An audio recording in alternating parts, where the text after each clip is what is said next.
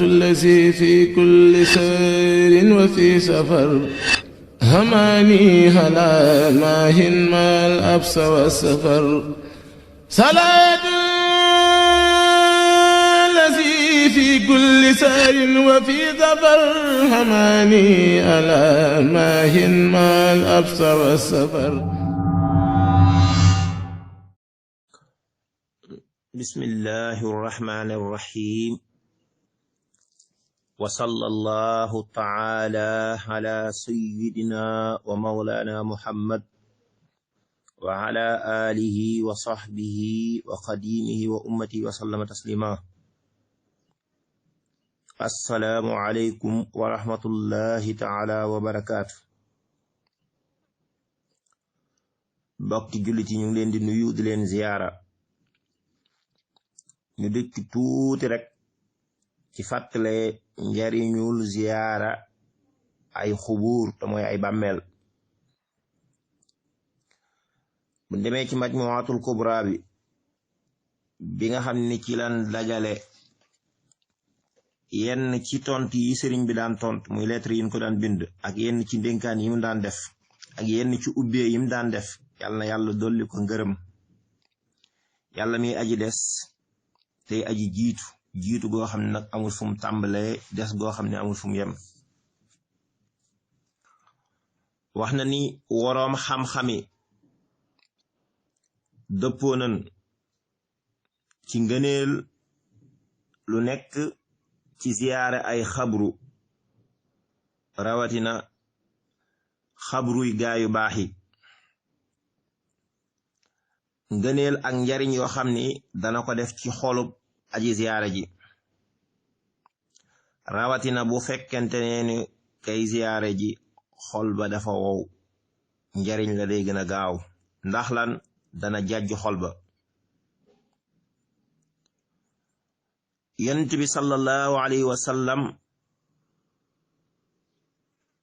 daana tere ñuy ziyaare ji ay xabru, waaye ginnaaw gi am na xadis bu mansuuxal tere googe daa di yeesal ak digle ci ñuy ziyaare xabru yi. ci nettalik imam Qurtubi te sëriñ bi andi ko ci majmuwa bi radiyallahu anhuma, mu wax ni yonent bi sallallahu alayhi wa sallam dafa wax ni naha an ziyarati alqubur summa nasaxa nahya wa amara ba'da zalika bi ziyarati lil qawlihi sallallahu alayhi wa sallam. mu wax ni kuntu nahaytukum an ziyarati alqubur fa zuruha fa innaha tuzahidukum fi dunya wa tuzakkirukum al axira. yonent bi nee na sallallahu alayhi wa sallam daana leen tere ngeen di ziyaare xabru yi. loolu nag waram xam-xam wax na ni la ko waraloon bi islaam di door a taxaw, nga xam ni ngëm gi demeegul noonu te nit ñi tàmm naan jaamu ay xërëm ak yu ko nuru, mu leen di dawal ñuy bañ di bokkaale yàlla ca xabru ya. waaye biñ demee ba seen ngëm dëgër, seen tawxiid leer nañ, mu digal leen ngir ñuy ziyaara ji xabru ya. moo tax mu ni tere woon naa leen ngeen di ko ziyaara, waaye digal naa leen léegi na ngeen di ziyaara, ndax kat dana leen dëdduloo àdduna te it dana leen fàttale àllaaxira. am na beneen riwaaya bu nettali ci imam Tabarani mu radiyallahu anhu wax ni yonent bi sallallahu alayhi wasallam dafa wax ni zuurul qubura wala taqulu hujran ay xawlan baatila, na ngeen di ziyaara xabru ya te bu leen ca wax waxi neen, wa kalaaman laa yaani bil maqsuud, ak wax joo xam ne amul ab jubluwaay. kon loola tegtale na ni yonent bi sallallahu alayhi wa sallam leer na nañ ci sunnaam ñu digal ñu ñuy ziyaare xabru yi, rawatina xabru yi gaayu baax yi.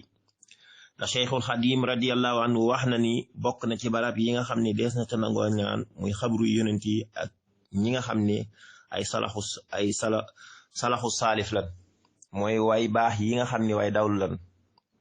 yàlla na suñu borom defal tawfiix nag ci dox gii ñuy dox di nemmiku tànki sëriñ bi, te mooy di xeñtu xabru yi njabootu Cheikhul Xadim radiyallahu anhu ngir jële ca yiwu màgg woowee ñu dale ci ziyaara. wasalaamu aleykum wa rahmatullahi taala wa barakaatu. salaatu allazi fi kulli sayrin wa fi safar هماني هلا ماهن ما الأبس والسفر صلاة في كل سار وفي ظفر هماني ألا ماهن ما الأبصر والسفر